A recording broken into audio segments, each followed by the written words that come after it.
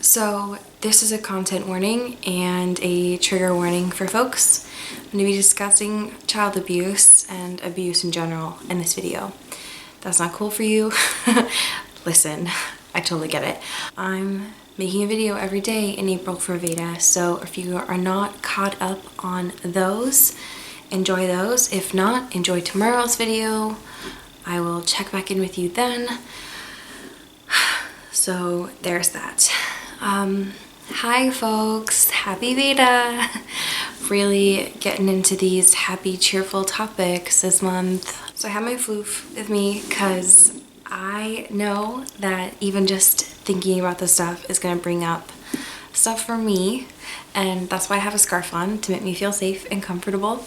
I would suggest that you do something for yourself as well, whether that's a cup of tea or a blanket or something like that, because today's video is about Child Abuse Prevention Month, which I'm very well acquainted with. It is something that is near and dear to my heart. Backstory: when I was younger, specifically I would say like elementary school kind of age, the only kind of knowledge that I remember getting about abuse, and that still sticks with me, that like I still remember and can access from getting in elementary school, was this book that we had in our library. I'm pretty sure that it was read aloud to us and like discussed. If not, I definitely remember that like I read it at the time. I think it was called A Child Called It. If not, when I'm editing, I'll put it here. But I honestly have not reread it or thought about it until a few minutes before now when I was prepping for this. All I remember is that one, it covered abuse, and also there was some specific memory that the main character, I think it was a young boy, I'm pretty sure it was a young boy, dealt with, and it was like something to do with bleach, and like honestly I think his own feces, like it was a messed up life that he lived. It was something that was like very dramatic and I'm pretty sure very physical, like scary stuff. And I remember after that, whether it was read to me, I know that I read it thinking, that's wild and something that I could never experience, because that's the kind of thing that only happens like outside of my community, that stuff out there. Child abuse or otherwise, that it comes in many forms, and I'm sure that you know this, but it's just worth underscoring that it's not just physical, and it doesn't have to just be physical to be valid. It can be emotional, it can be psychological. There's so many other ways that abuse presents itself on folks, and they are all valid and they should all be respected the same. The idea of like sticks and stones, like that idea to me is absolutely not okay. I think that definitely diminishes and invalidates other people's experiences, and it's so important to remember, not only just with the context of abuse, but with other things too, that there isn't a hierarchy of experiences. That's not how life works. There isn't a way to put people's life experiences on scales and either quantify them or qualify them. That's not how this works. When you're in it, it doesn't seem abnormal. It doesn't seem like it's not okay at first, I would say, because it's what you know. Like, for most people, it's their guardians, for folks that they're supposed to be protected by and cherished by and educated by, folks that they are supposed to look up to, and it is a betrayal of trust. and abuse of power.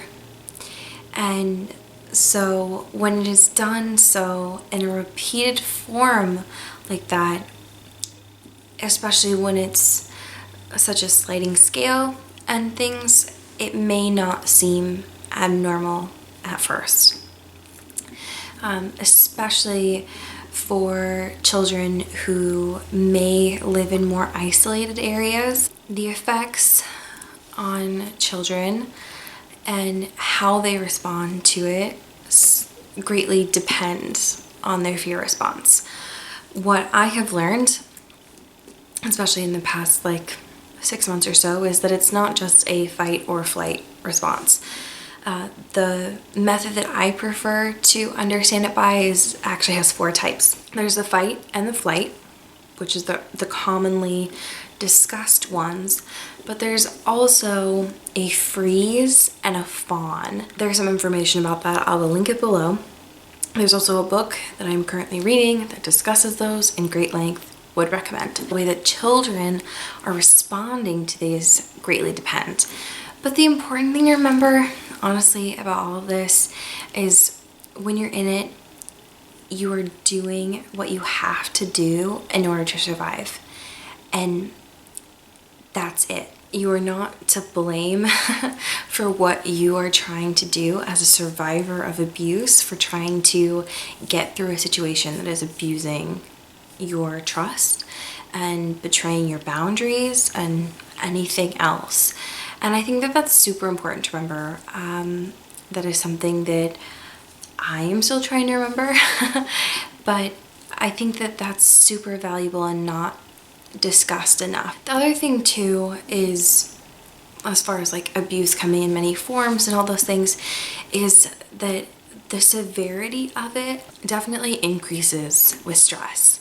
So when the guardians of children may not be a 2-guardian family, when it may be single parents or single guardians, when the guardians themselves may be struggling with dependency issues, whether the guardians may have mental health issues, whether the children may be disabled, because that certainly affects things. There's so many factors to this. Then the frustrating thing is that they can, they kind of stack onto each other and they make things so complex and definitely hard to understand, not only when you're in it, but also viewing it from an outsider's perspective too, because I think there's so much at play for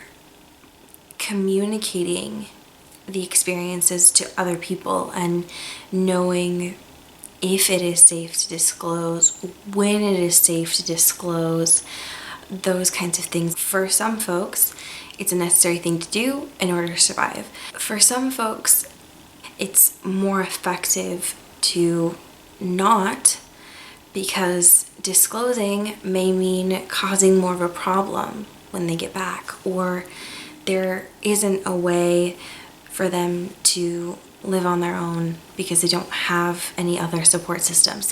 There's so many complexities at work there.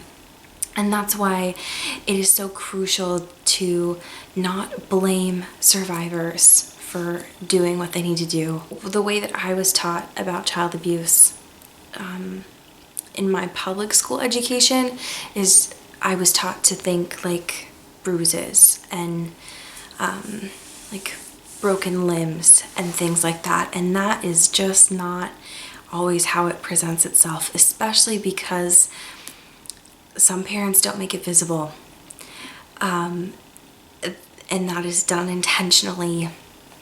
And some parents or guardians are doing it in a way that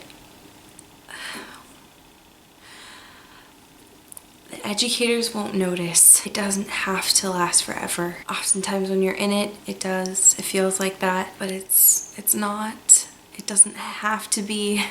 I believe, I have hope that it is not.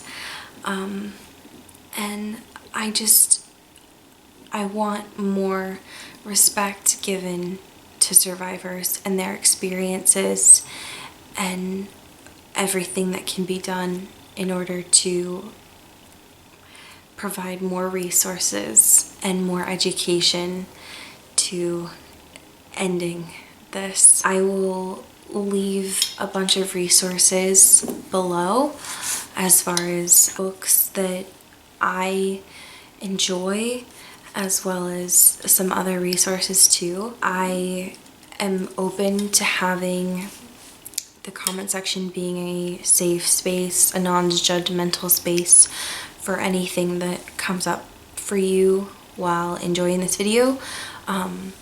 It is okay for me for you to leave that below. I would just say that for other folks who may be noticing those comments, please just appropriately tag them with any content warnings or trigger warnings that come to mind for you. Thank you, and I will be back tomorrow with another video. All right, bye.